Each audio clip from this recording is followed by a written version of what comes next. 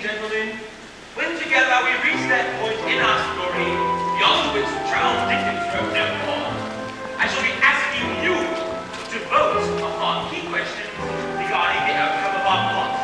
Our company will then make its most earnest effort to meet this supreme challenge, to contrive an ending in accordance with your specifications.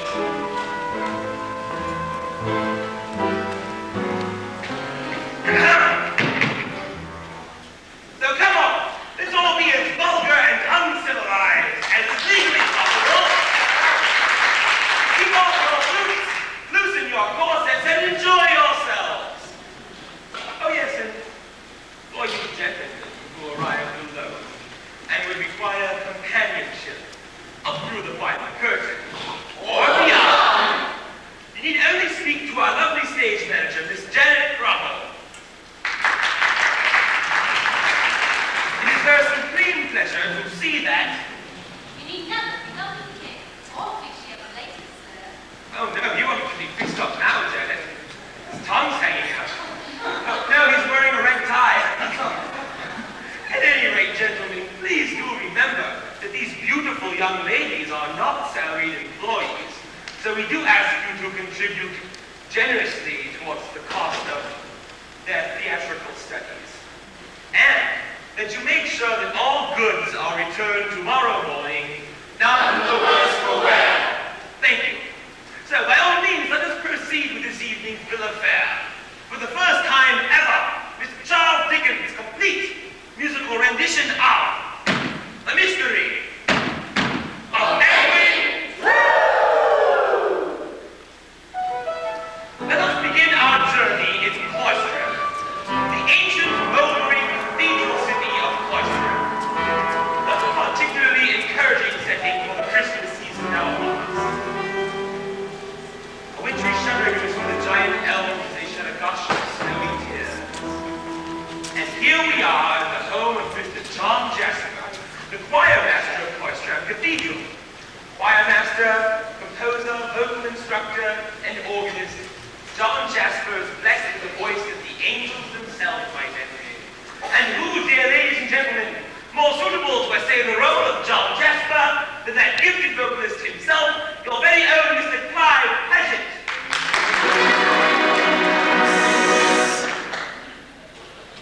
John Jasper eagerly awaits the arrival of his beloved nephew and the title character of this evening's diversion, young Edwin Drood.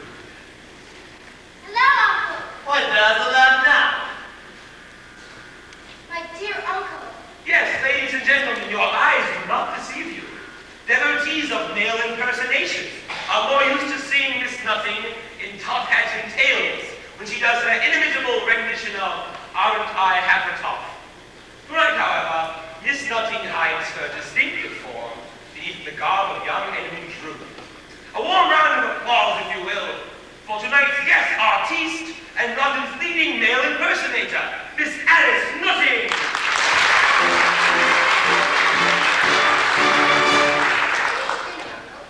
You forget that uncle and nephew are words prohibited here by express agreement. Of course you're right, John. There are only half a dozen years or so between our ages. Hello, Jack. Don't drink yet. I must propose a toast. A toast? A toast to what? He asks to what? To Rosa. Rosa. To the fair Miss Rosebud. Surely you've not forgotten that Rose and I are soon to be wed. It has not quite slipped my mind. Yes, it is ceremony in your creepy cathedral, John. Then off with my wonderfully pretty child bride to dusty dish. I intend to shake things up a bit. Is it certain then? Egypt seems a desperate great distance. Indeed it is. This portrait of Rosa is not from my other efforts, Jack. Yet you choose to hang it here. In heaven's name, why? Because it reminds me of you, Ned, and the happiness I wish you in Rosa. So I'm sure we'll be quite happy. Though our courtship suffers from another wood with blackness, due to the fact that my dead godfather and her dead godfather have as good as married us at birth. Why the devil couldn't they have left us alone? Tut, tut, dear boy. Tut, tut. Listen,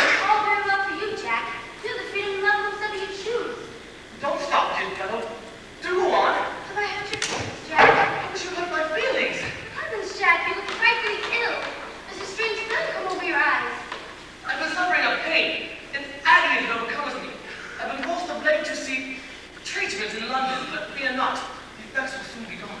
Dear uncle, To take it as a warning, and Edwin, this is strictest confidence between us. it shall be sacredly preserved, John. I confide in you Because we are fast friends, and I love to trust you as you love to trust me. Both hands, Jack. My dearest Uncle Jack. My dearest nephew Ned, A life without your friendship would be like as good as dead. the winds of hell may blow, which as you well may know, I'll keep your call when need too small and face the fight with no. For you, Two kinsmen, father, brothers, we know no next of kin, and yet we know no one is close beneath the skin. The blood that flows between us, the bond that ties us twain.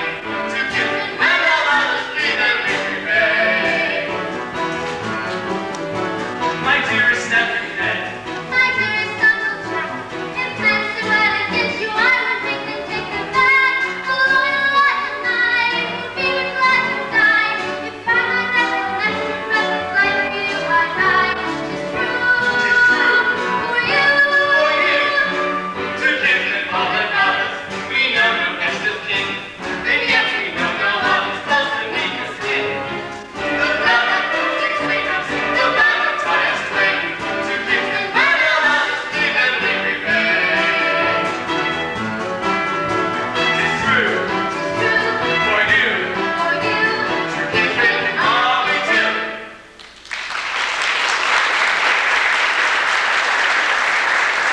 My Paget and Alice Nutting, ladies and gentlemen. I trust the moderation of your applause merely means you are conserving your energy for the final curtain. But to continue our story, Mr. Edwin Drood is visiting Quadstrand to offer his regards to his bride-to-be, the fair Miss Rosa Budd, who, like Drood, is an orphan. Rosa resides in Quadstrand's most respectable seminary for young ladies, aptly, if not correctly named, the Nun's House. Ladies and gentlemen, the part of Rosa Budd this evening, that most delicate of English roses, that blossoming bud who has yet to be plucked, the unspeakably lovely Miss Deirdre Peregrine.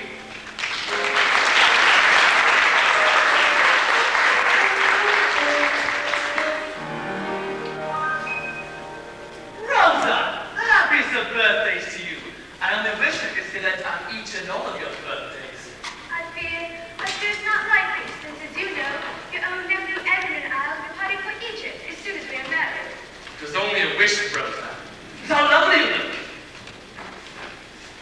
I've awaited this day with such eagerness. Eagerness, Mr. Jasper? Why, of course. Your voice no longer be a subject to the fluctuations of adolescence. In what condition is your voice today, my loveliest? As my tutor, perhaps, that question is to be best answered by you. Shall I sing the Mozart? No! I have composed a song especially for you, my loveliest subject, on the occasion of your birthday. A choir master's pay, being what it is, my life's blood is the most I can afford to offer. Sir, Mr. Jasper, I cannot sing these words. It would not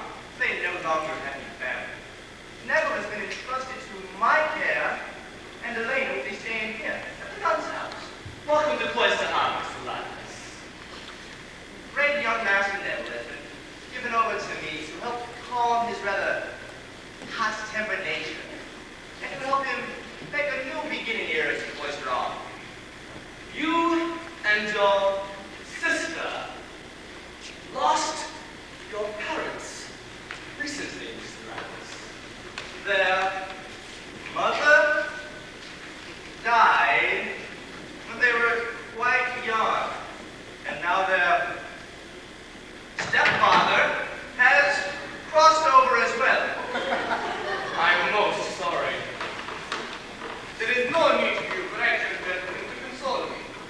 As it happens,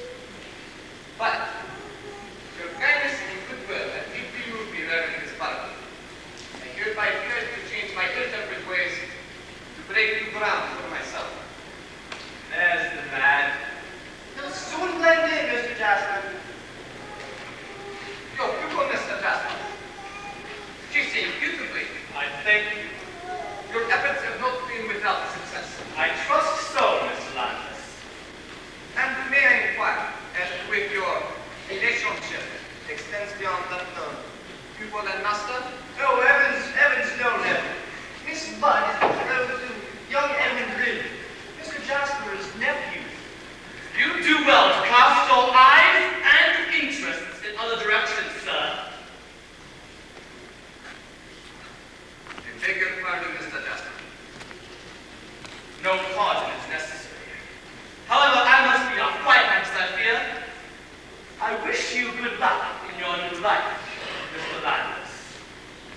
Thank you, Mr. Jasper. Thank you indeed.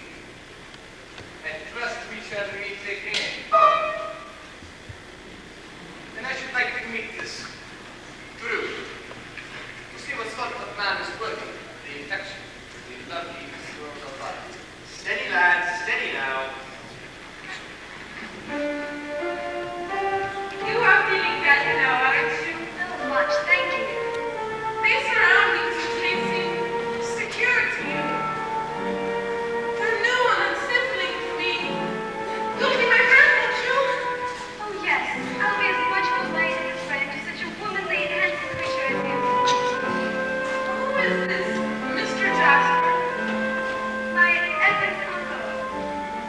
My music master. You know that he loves you. Oh, don't! He terrifies me. I fear I'll never safe from him. He threatens me with his eyes without uttering a single threat. Careful, you are cutting a beautiful composition. It is of no matter. I do not intend to sing it again.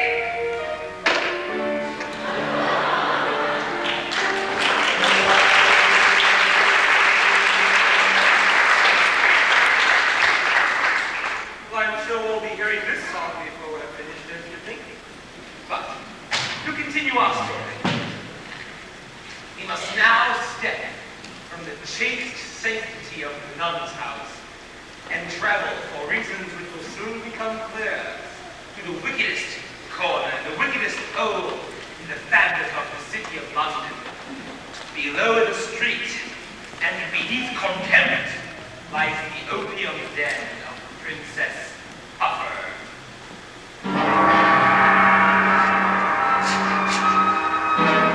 Here the universal tongue of opium is spoken, and sub-dialects of prostitution, burglary, violence for profit, and murder. And reigning supreme over this blemish on England's fair complexion is the Princess Puffer, who ministrates to her clients' needs and who hears more than she tells. Portrayed this evening by that grand dame of the music hall royale, that good woman of ill repute, the queen mother of the red light district, your very own and beloved Miss Angela Pricelock.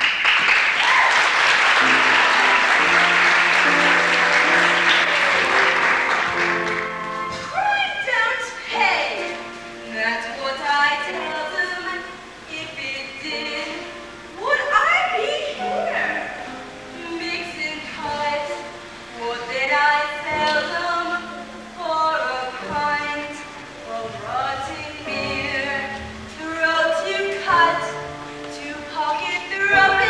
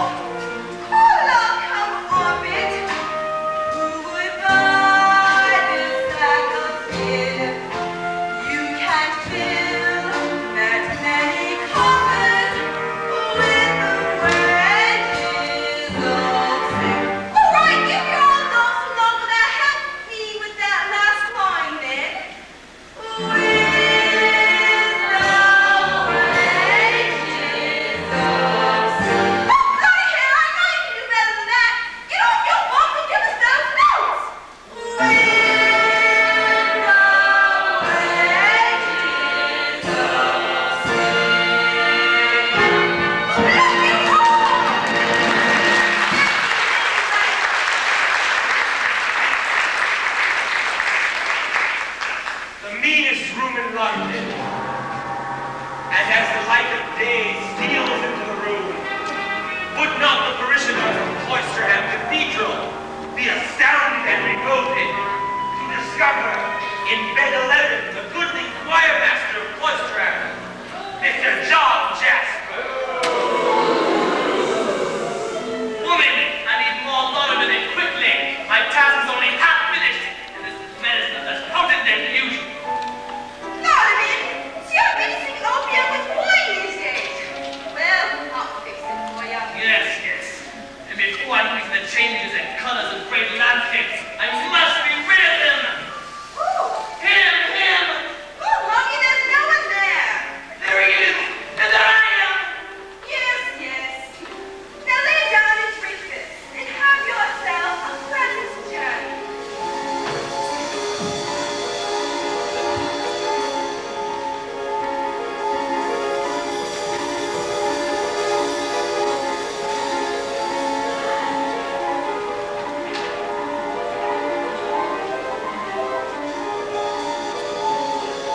Quickly, more laudanum as you obey. Roll up, roll the blood. What did you say? Did you say Rosabud? I can't seem to recall what I said.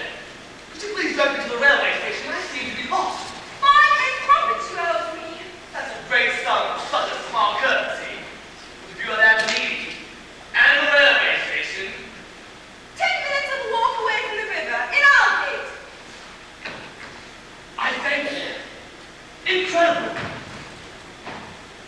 Who are you then, and what are you? Oh, I wonder how many of you heard that last line. Very meaningful statement. Why don't we have it again right here? Yes, once more, if you please. Who are you then, and what are you? What, indeed? But now we step from less sordid surroundings and travel back to the city of Cloisterham, where we meet Cloisterham's most leading citizen, Mayor Thomas Sapsay.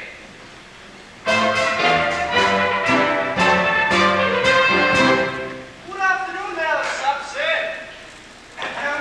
Good afternoon, Mayor Sapsay. What? It's unacceptable, isn't it? But you'll notice once again, you always get set. Ladies and gentlemen, your kind indulgence for a brief announcement. The part of Mayor Sapsay will not, I repeat, will not be portrayed this evening by Mr. James Hitchens, as is stated in your program. Mr. Hitchens, as many of you know, has tended to appear more frequently in the bar in the rear than up here in front of the footlights. So it will come as no shock to our regulars here that Mr. Hitchens is once again massively indisposed due to injuries he suffered while fighting for a lady's honor. Apparently the lady wanted to keep it. So the part of Mayor Sapsay will be portrayed this evening by your own humble, obedient slave and chairman. I refer to myself, Mr. Bill Cartwright. I do hope this last-minute substitution meets with your approval.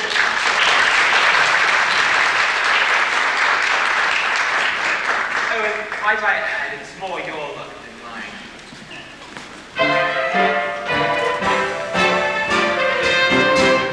Good afternoon, Mayor Sapsay. Oh. Good afternoon, Reverend Christopher. A foggy day, isn't it? I don't know what this fog is. Well, I just want to waste me. But there he is now. Master Drood. Hello, Neville. Allow me to introduce young Sir, I congratulate you on your good fortune. You're betrothed out, sir. Young man, soon to depart himself for your sake, you know it. You say long, sir? No, but much the same. Egypt. You make your fortune, sir. No, usually Egypt has one. I shall shortly be taking over my family's engineering concern there. And I kind of thought a miracle. Man, what miracle. The Cairo Transverse, Mr. Ravis. A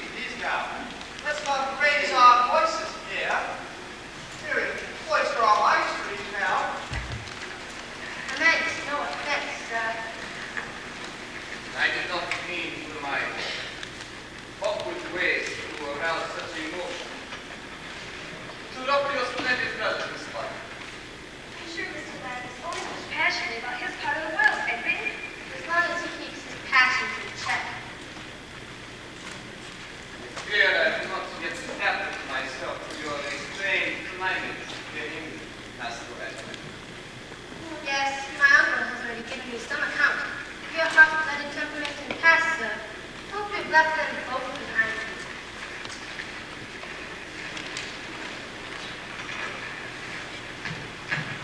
It's just as I've been saying, Miss Saxy. There's an instinctive rivalry between my own dear boy and this landless fellow. Oh, come, Mr. Jasper. I do believe you exaggerate the matter a bit. I will go mad. Do you not realize more than one face, more than one side to all things in nature?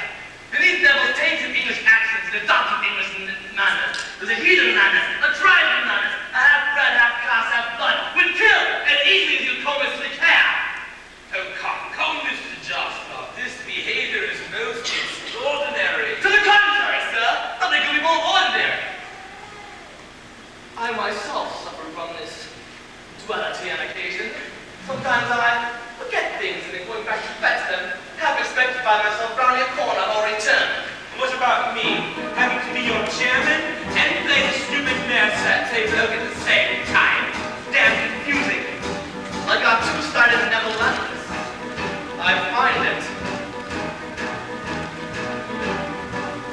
I announce myself these days, for all I know I might be you. There's more than room enough for two inside my mind.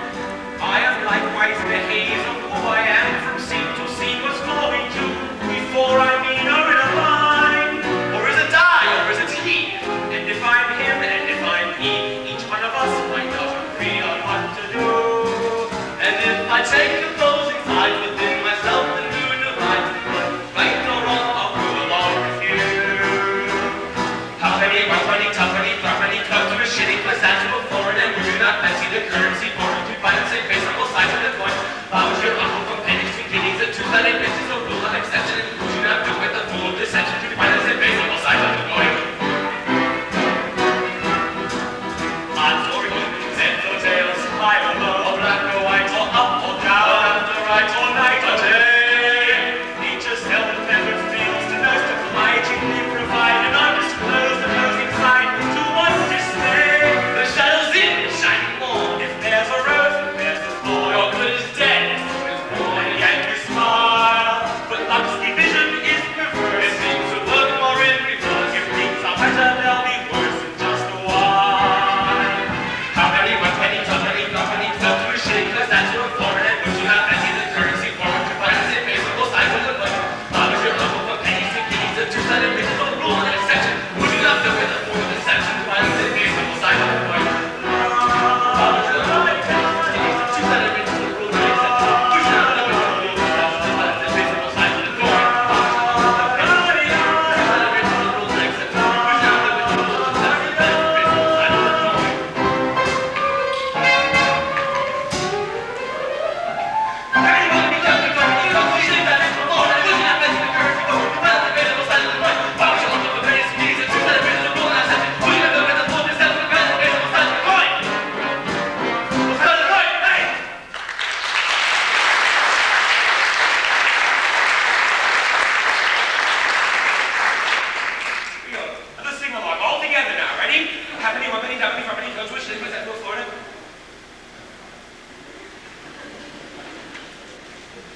Well, yes. You have convinced me, Mr. Jasper. I shall certainly keep my eyes fixed upon this Neville Landless character. A brilliant and original idea, Mayor Sapsy. But now I must change. Bye-bye. Yes, well, let us fall in step with a relic known only to the local citizens of Portstrand as Drood. A stonemason whose capacity for wine and whiskey is greatly exceeded only by his knowledge of the cathedral tombs. He is wending his way towards an important assignation. What did you say, Bill? I said an assignation with Mayor Sapsay, who lives just around behind. What did you say, Bill?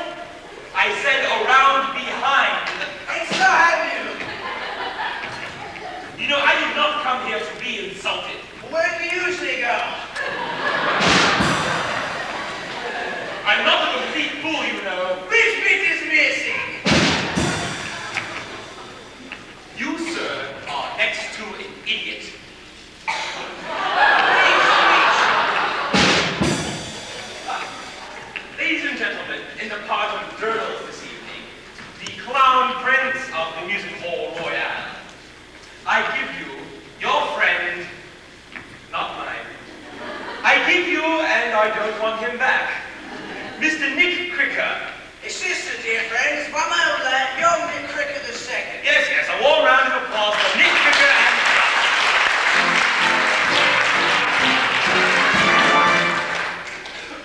Good afternoon, there, Saps, your lordship, sir. Good afternoon, Durdles. Begging the cloth, your lordship. A bit of rheumatism, I fear. You mean rheumatism? No, I've been working on your dead wife's grave. Durdles, please refer to the late Mrs. Thomas Sapsay as just that. The late Mrs. Thomas Sapsay. That is how I like to think of her, but indeed how I like her remembered. She was 1 in a million. No, 1 in a raffle!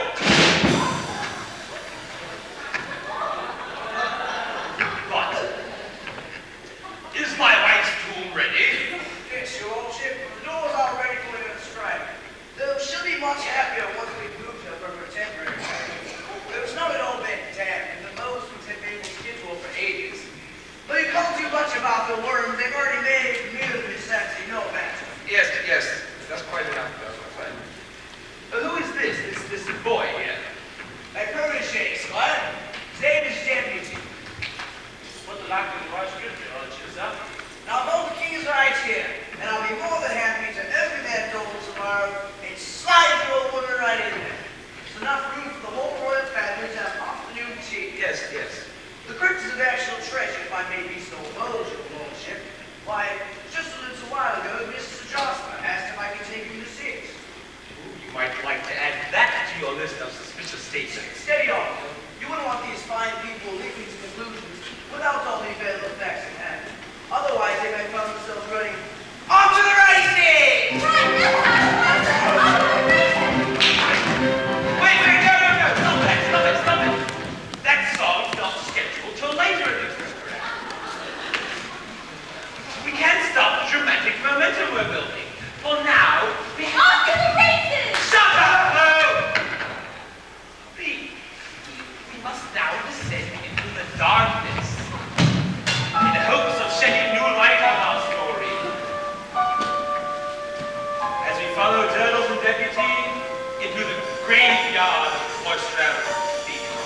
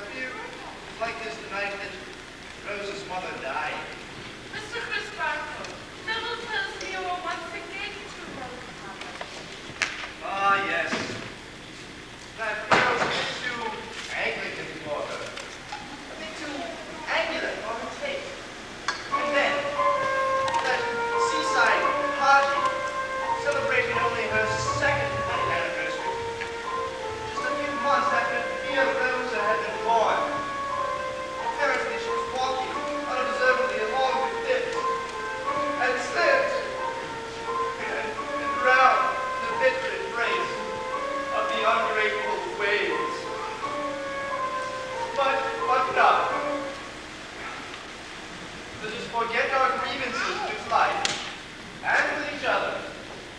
We follow Mr. John Jasper's lead over this sturdy Christmas feast. I pray you'll forgive the meager spirits of my humble table. And now, I'm relating one Miss stop. Bud, how wonderful it is to see you again. Let me take your things. I had no idea you'd taken on the domestic staff, Uncle. Edwin, Mr. Lambs will take you seriously. No fear of that. Rosa, no idea what it means to have you in my chambers. Miss Bud, how is it that in a season of folly, you remind me of Mary Thomas? How is it that you remind me of an inconsistent baker, Neville? Well, your metaphors seem quite stale. Your manners are uncommonly fresh. You go too far, sir. Gentlemen, I will no longer tolerate such unchristian-like behavior between you. Now, this mulled wine is very good stuff indeed. I obtained it on a recent trip to London. Well, any walking the stone for me, Uncle? Oh, yes. Very good, Ned. Any point in a storm.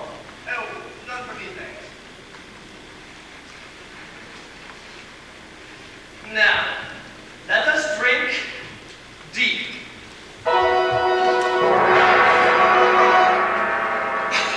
This wine is more potent than usual, Jack. I thought you fellows would like it. Now, let's have no more ill will between you. Please, Edwin. Of course you're right. There is no longer any more possible rivalry between us, Neville. You'll have my friendship if you wish it. And a Merry Christmas to you, too, Ed. The goose is cooked!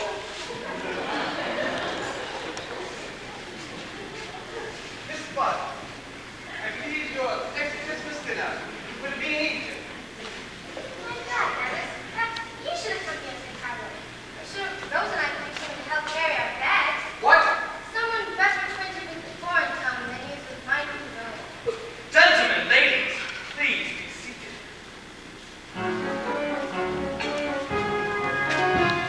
So I feel much like that poem that super serious spirit you wear. Where I find your cut in my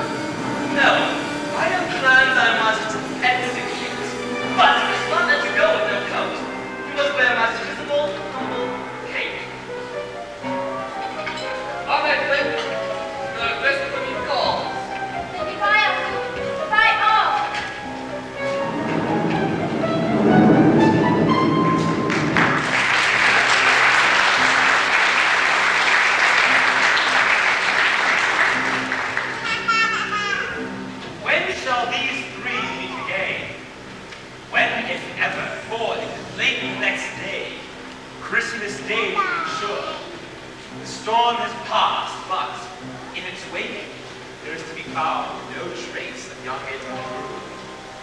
He has vanished, thin.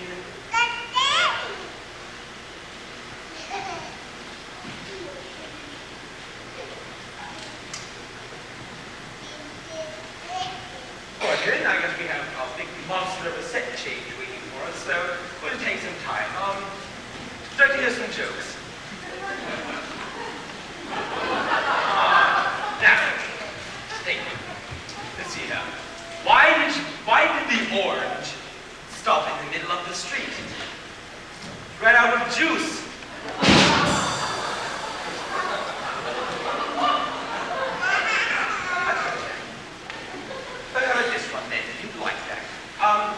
Why were the Indians the first one in the USA?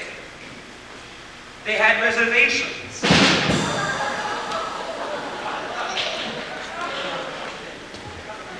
see here. How would you get a one-armed gentleman out of a tree? Wave to him.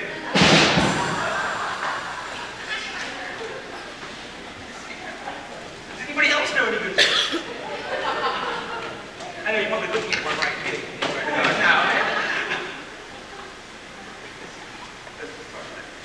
I'll be informal where it is. One, row your boat, ready? Row, row.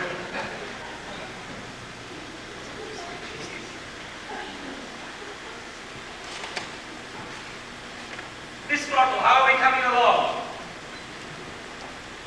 Miss Throttle?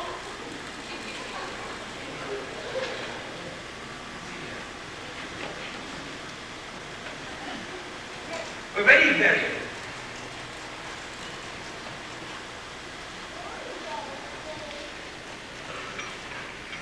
Mr. Crisparkle! Oh, Father, I know something terrible has happened to Edwin! No, let us wait until my assistant Basil reports. You have heard I most certainly show the sentiment point that no news is most certainly good news. Ah, Basil, and what news? No news! There, you see, it's good news. I don't believe that you've met my assistant Basil. His chief occupation here is in guiding excursion parties around a beautiful cathedral. Quite the showman's up at. How tragically misplaced. Misplaced? Yes, Mr. Basil carries with him a secret. And now, Rosen, what would you think that secret is? Oh, nothing dreadful, I hope. Mr. Basil has a little afraid. Tragedy.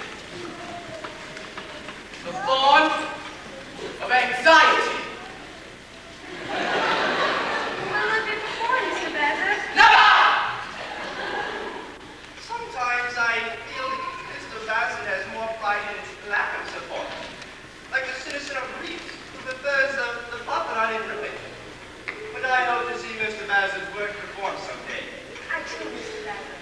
I love the theatrical work, but there are other stages beyond the proscenium. I long to play a larger part. Then Basil, use your enviable creativity to find some accounting for young Ned. That assignment I eagerly accept. Oh, my dear Uncle Edwin! How like the mother she looks. Has the Lord seen fit to smile on me? Or had her mother not married another? From her to death, 3 years later, that party by the sea. I might have been roses. Father, I need your prayers. Rise, my child. Cathedral bells summon. And it is not significant, we are starting that Orlando is the last scene fleeing the district. You have convinced me, Mr. Jasper. A secret murderer could indeed be hiding in Flostram's most affectionate bosom. Good evening. But yes, exactly. And all signs do point to young Neville Landless. I shall instruct a few strong fellows to bring him here, using whatever means of force is necessary, so that we can question him. You do that, sir.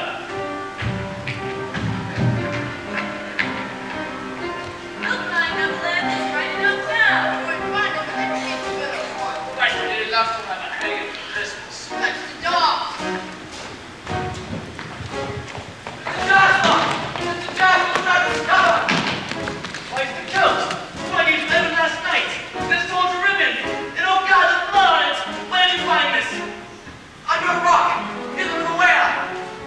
your boys murdered. I take this oath before you, bastard, recorded in your memory. I shall fasten the crime of the murder upon the murderer, and devote myself to his destruction. I shall remember your words, Mr. John Jasper. No, Philip, wake up. You forgot something. Your paycheck. It's about it this evening, isn't it? That's right.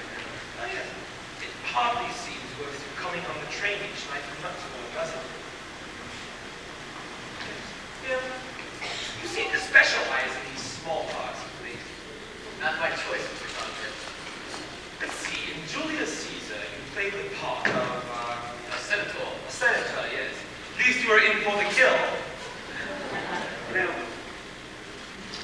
it's rather odd that Charles Dickens even created your character at all. Unless, of course, he had bigger plans for you. That's been my salesman role, Mr. Conrad. Yes, I'm sure it has been. But still, you understudy Clive as John Jasper. Surely one day. Well, in actuality, Mr. Patch's claims he never knew his performance in his entire career. Yes, well, Philip, our first act is almost over, and the second one is considerably shorter. Would you happen to have a song ready at hand? Yes, why not, shall we?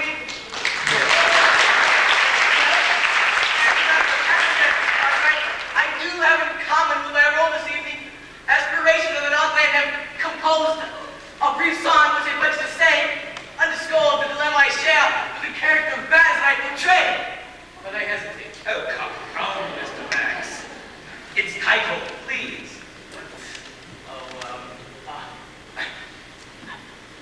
Never the luck, Mr. Carter.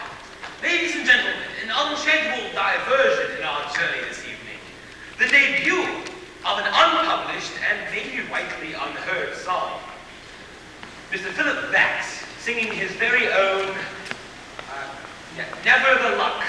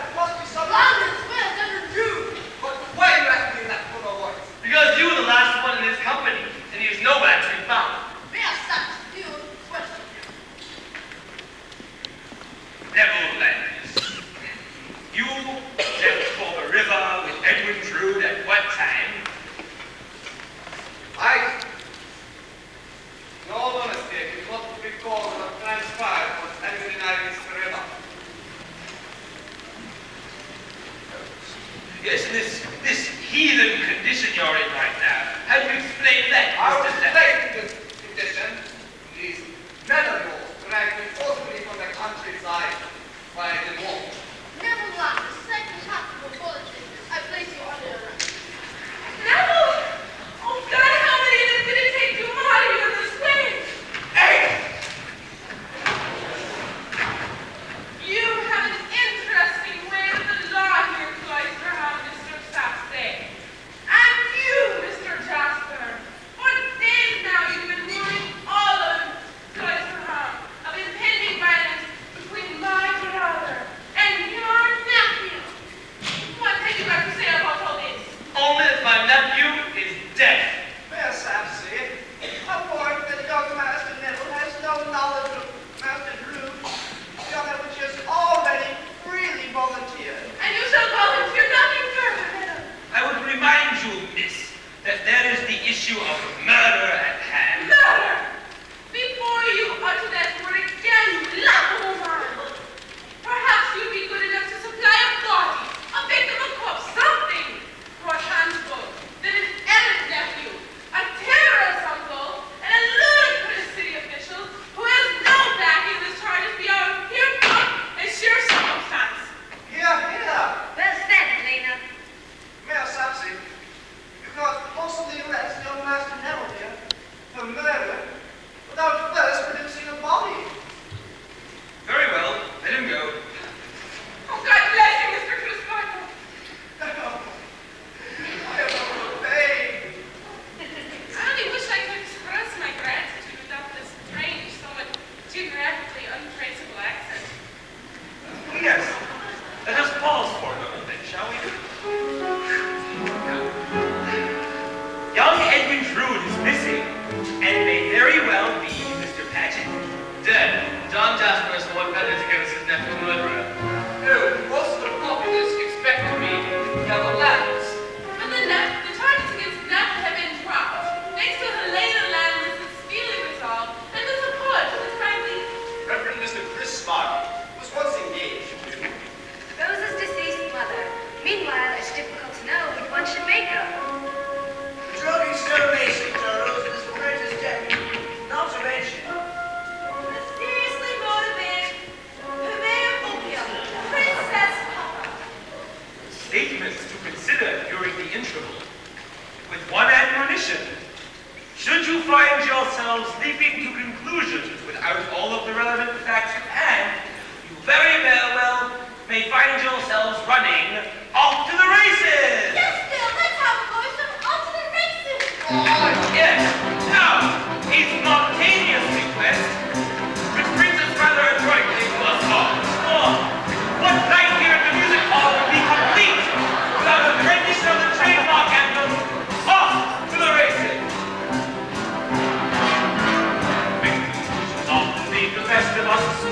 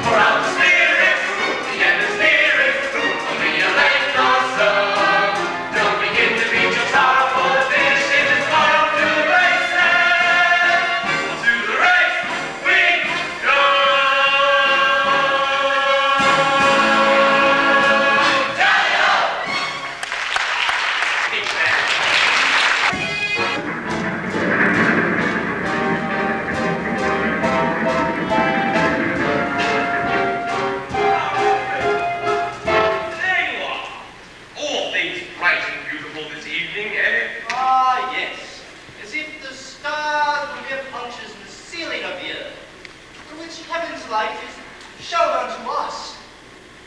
Oh, something along those lines. The only wish that my assistant, Basil, was away on business tonight. To be here to see such an enchanting evening as this.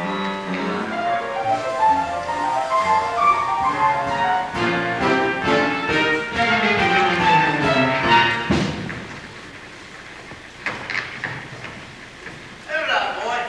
This place we've not seen before. Welcome to Bad Guys Round, Captain. I'm the way becoming official preacher to all those who might have the price of a bottle of wine out there. My name is Drood. My name is Datchery. Dick Datchery. Now we're living in lodgings to be found in these parts. Well, no doubt, Mr. Datchery.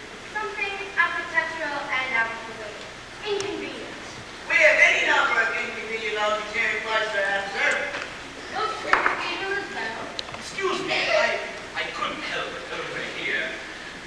The only such accommodations I know of along those lines would be a room just above the chambers of Mr. John Jasper. He happens to be a very great admirer of my own. Ah! That's the fellow. So much of it is last inspection. I think Well, boy, this much-afflicted fellow, John Jasper, is he always dressed in mourning these days? Yes, man. You're going to be going to hell again. why is that, boy? Because I'm being lifted off my legs and choked again. I find that most interesting. I shall enjoy watching the coming and going to this town. That man needs to speak to his tailor.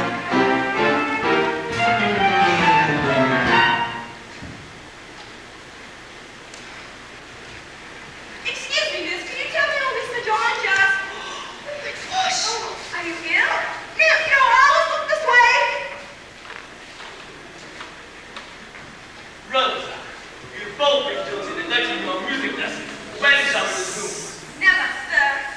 Am I being politely told to abandon your music studies altogether? The place was yours, not mine. They beg not to be questioned again. At least I have that in my power. Rosa, I never. I do not wish to hear from you, sir. I do not forget how many eyes command a view of us, but you shall hear me even against your conditions. Charming Rosa, even when my dear boy was engaged to you, I loved you madly. I hid my secret loyalty, did I not? You have false to him, dealing hourly as you are now. You have forced me to close with eyes to the truth, that you're a bad, bad man. Charming Rosa, you are more beautiful in anger than in clothes. Let us ask for your love. Give me yourself and your hatred, the tragic scorn, that pretty rage. It shall be enough for me. You're mad. I mean to show you how mad my love is. No, you daren't use that word. Yes.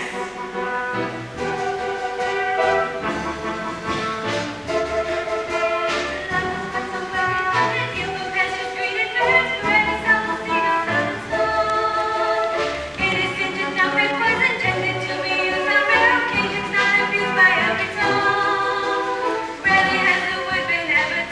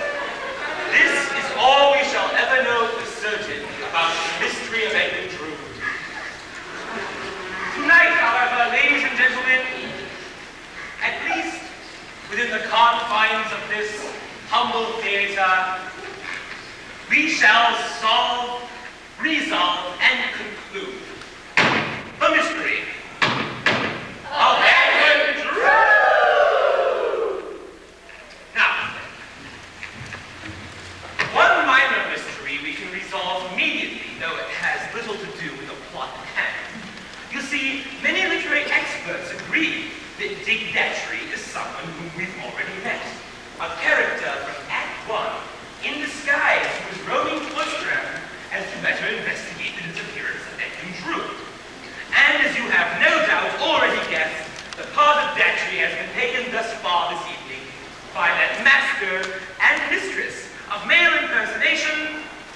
Alice, Nutty.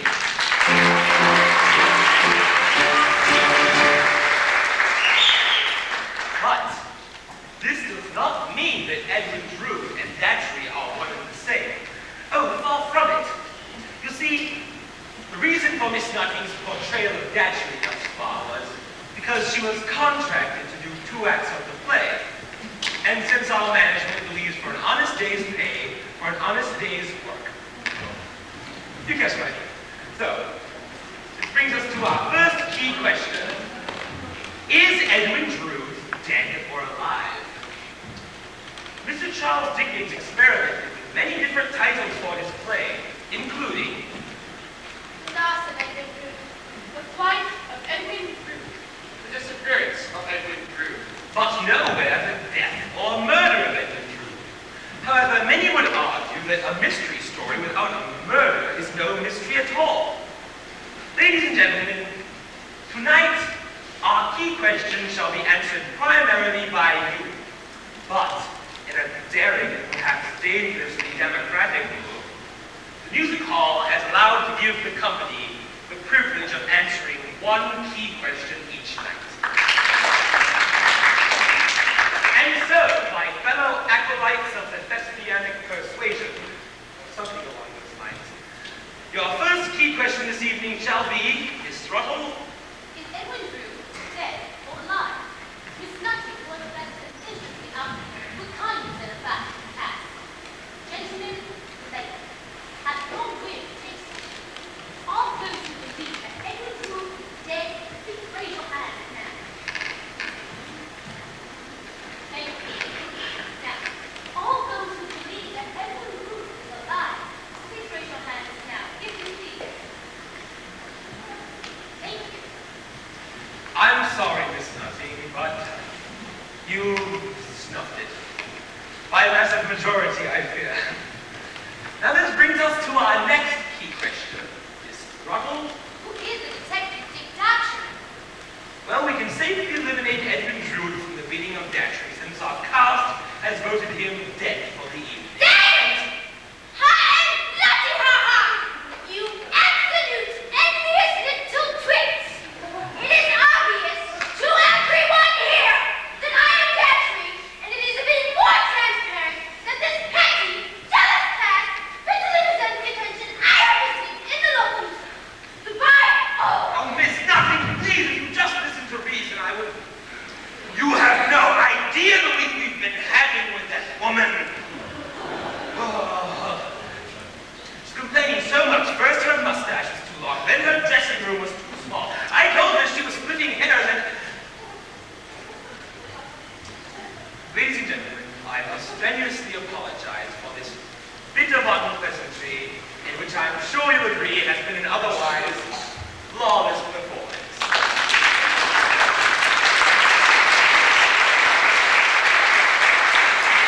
But I must strenuously point out, in all fairness, to our cast and to our story, that many literary experts would disagree with Miss Nutting's contention that Drood and Datchery are one and the same person. Indeed, there are many prime candidates for the face behind Datchery's beard. For instance, I give you Helena Manners. About Helena, never revealed in Act 1. In desperation, Lena tried on more than one occasion to leave my stepfather's cool and miserly hand, disguising herself as a boy. A hit, a powerful hit, but is it a meaningful thrust or misdirection? I mean, would not Helena Landis be fearful of pursuing John Jasper under the given circumstances? Not under any circumstances. But the candidates hardly in here. What say you of Bazzard? I love the theatrical work, but there are other stages beyond Proscenium. I love the larger part. Who more likely to don such melodramatic outfitting and seek out the spotlight? Why else does he appear in our story at all? From my earliest remembrances, I have been secret and revengeful. Neville Landis. Who more likely to investigate the disappearance of Drood than he who is most suspect of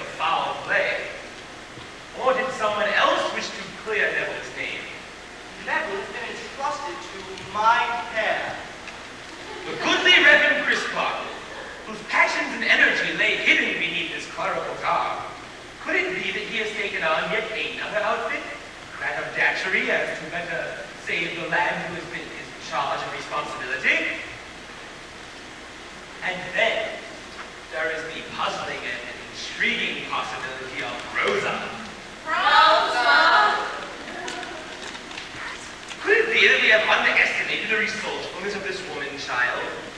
Could it be that she has taken it upon herself to investigate the disappearance of her own beloved Ned? Looks can be deceiving. I'll say. Now, certain cast members can be safely eliminated from the meeting. Mayor Saxey, Young Deputy, Princess Copper, John Jasper, and Durdles, and the rest of the townspeople can be eliminated because in our play and in Mr. Dickens' story, they all appear in the company of Datchery. Indeed, they are appearing in scenes with him, which leaves us all following candidates for the role of Datchery. Oh, and might I suggest that we vote by ways done in amateur theatrical contests. As the handkerchief is held above the head of each candidate, pray applaud for your favorite in the role of Datchery this evening. And might I add that we don't want to hear whistles and whoops, because what applause is very hard to judge otherwise. Now, Miss Russell, remember that we have larger decisions still to come. We have yet to find ourselves a murderer. So don't vote whatever cast member is a distant cousin of your former dog owner, for God's sake. Miss Russell, if you please. The lovely Miss Rosa Bud. All the way from St. Paul, Mr. Neville, Helena Landis. All the way from St. Paul, Mr. Neville Landis. Escorting ecclesiastic Mr. Reverend Chris Boston. Mr. Bassett.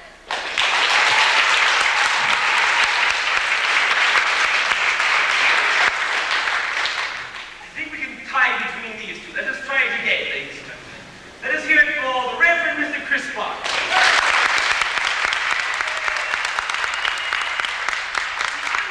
Mr. Bassett.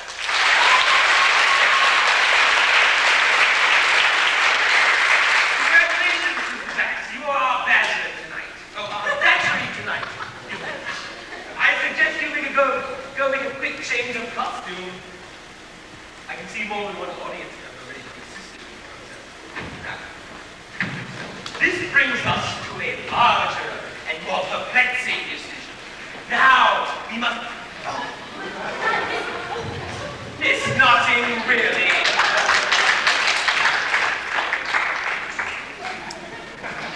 Ladies and gentlemen, please. Such appalling behavior is due entirely to her upbringing. Her parents were in the iron and steel business. Mother irons, father steels. You mean you didn't like that? How about this one then? She was previously known as the orthopedic soprano. She sang in all the joints. Well, how about this one then? She used to sing in a pub called the Mint and Honeys. Not many mints, but plenty of honey. Oh, so that's the mood we're all in tonight, eh? Now, certain costumes to be safely limited to the beginning of murder. Young Deputy, the other townspeople, and my own Mayor Saturday, without a doubt intended for comic relief. And it is now time to decide who shall be our murderer this evening. And all great mystery stories, we must find ourselves a killer. In short, the murderer of the late, lamented, vanished, vanquished, title character of our play, young Edwin Drood. Shut up! Where'd that come from? One more like that, and I'm sending you all back to the Salvation Army. I'll have you all out in the rain singing Jesus Wants Me for a Sunday. Now, who killed Edwin Drood? Who shall be our murderer for this evening? I give you for your consideration. Mr. Clive Patchett is John Jasper. Come now, ladies and gentlemen. Do you not know that here at the music hall we thoroughly boo and hiss the villain? No, shut up. It's too late for that now. We're going to have to do the whole thing over again. Now, we're going to do this until we get it right. And if you don't, we're all going to stand in a line right here and sing 83 choruses of The Church Bell Won't Ring Tonight because the vicar's got the clapper. We will ruin your evening. Now, last chance, I give you for the part of killer. Mr. Clive Patchett's John Jasper. Oh, come, ladies and gentlemen. Does this look like the face of a murderer? Well, more appropriately, I ask you, could this be all there is to the mystery of Edwin Drood? That John Jasper, the obvious villain of the piece, did indeed slaughter his beloved nephew Edwin in a hopeless attempt to gain the love of the fair Miss Roosevelt. Where's the mystery? Where indeed? So how stand you, for the obvious answer, or for a more perplexing solution? Right. Now, campaign. In all honesty, I cannot recall what transpired once Edwin and I missed the river. But he was an honest little twit, and he deserved what he got. Remember, Mr. Crispa, if I, some way, used my mission here on Earth.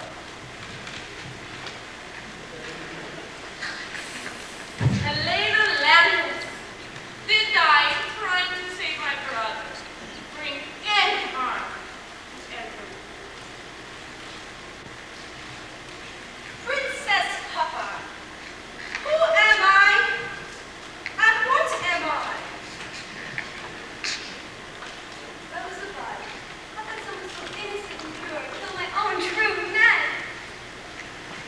Turtles, I'd rather have a ball in front of me than give Drood a frontal upon me.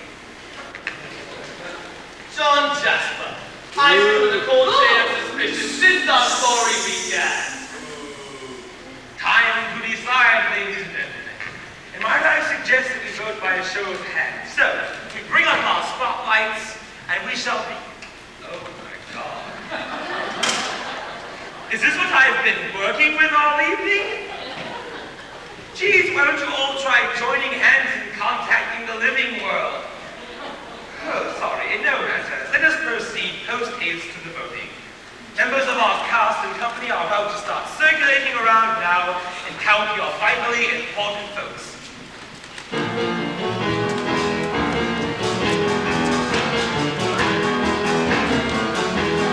Hey, you there, you vote for me. You don't want you know. Vote for me. I have connections, you know. Hey, you!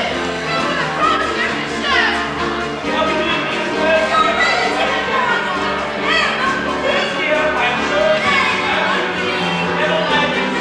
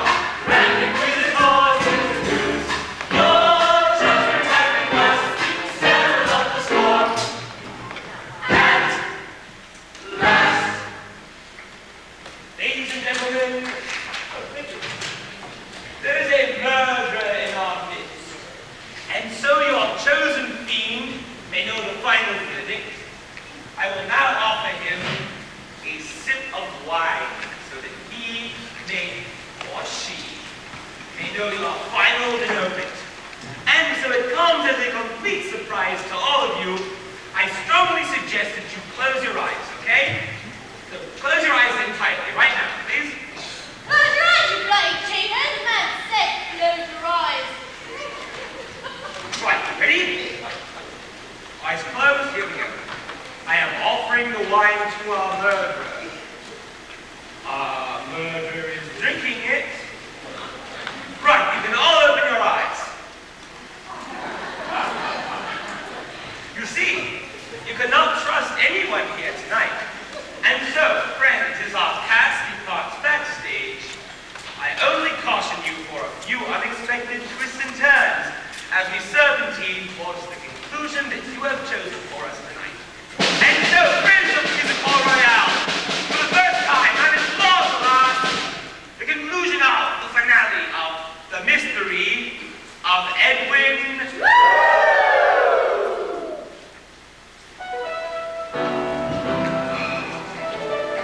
Now,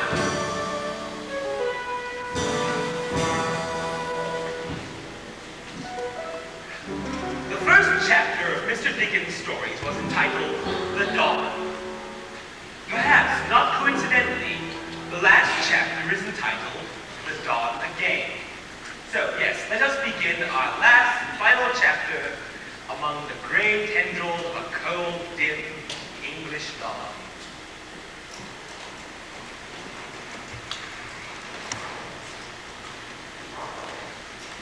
Bloody poison out here again!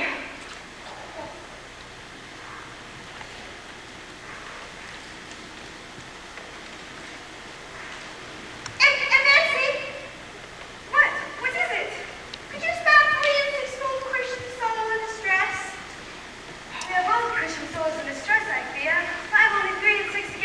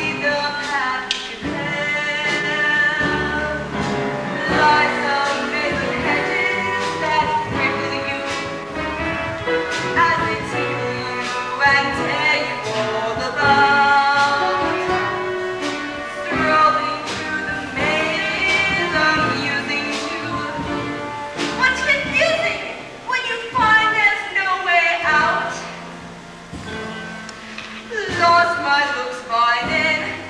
I couldn't draw the men. So I learned to trade and earn my keep with drugs. Then found myself a wicked shelf where I'll be myself. Here's a pie for you, sir. The price is $1 sir. Can't you see the garden? It's such a lovely garden. I know the path, I'll take you there myself.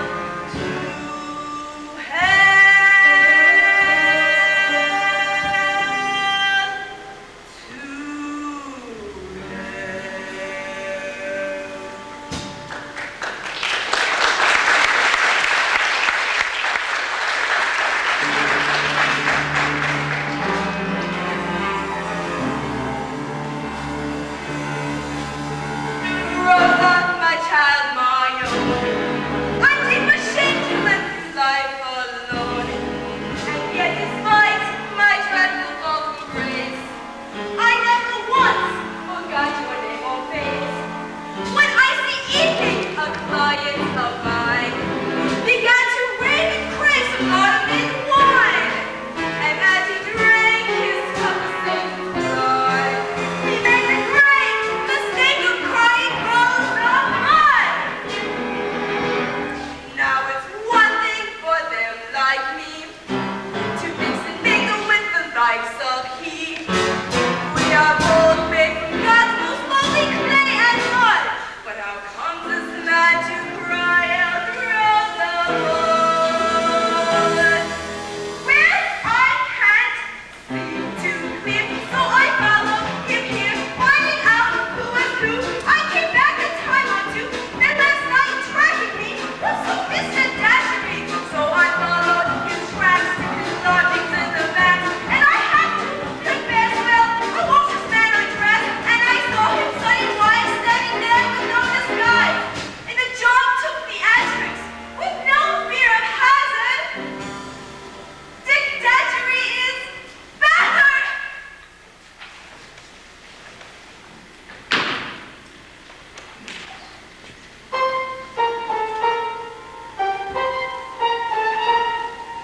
Yes, it is I gladly reveal my joy in telling all I cannot conceal. Author am I, at least of this page. Joyfully now I take center stage.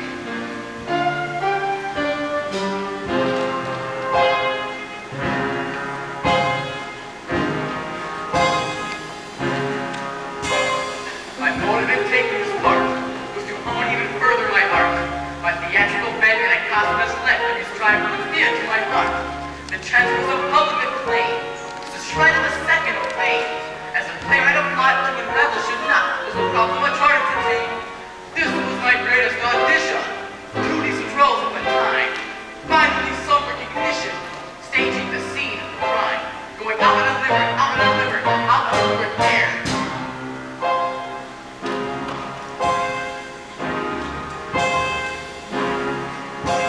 I found a theatrical kid, and as naturally I did my bit. To declare that was named, I confessed to my shameful humanity to I admit. I followed John Jester to high level, while the tendency descends to the slow. And when Fluffer came here to look at me, they cleared, and suspicions were quite unopposed. But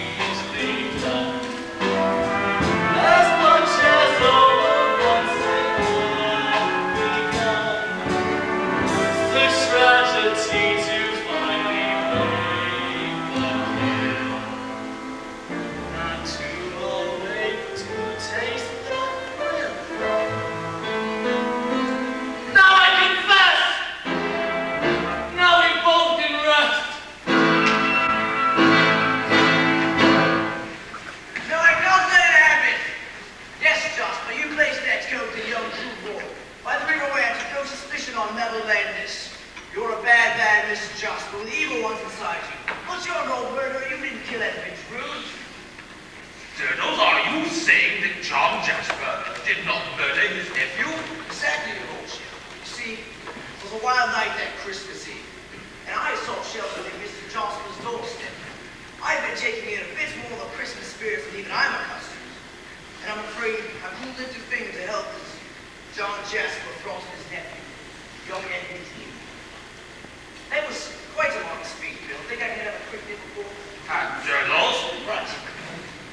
Suddenly, Mr. Jasper staggers out of his own home under the influence of potent medicine.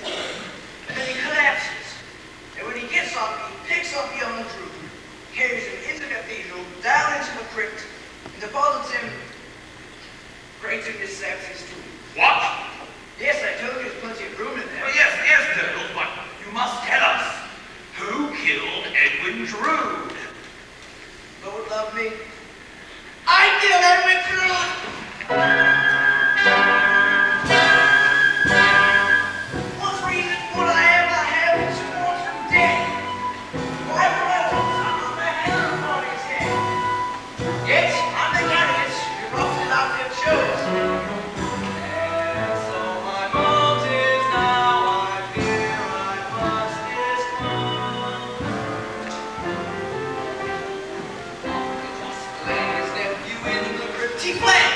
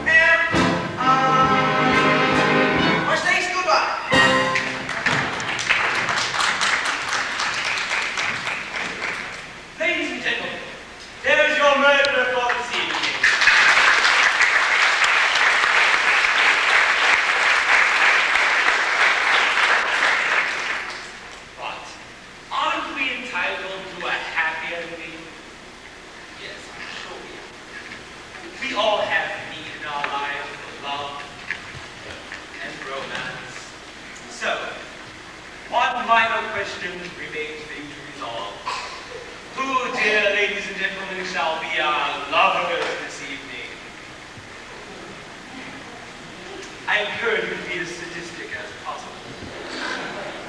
You have eaten your Brussels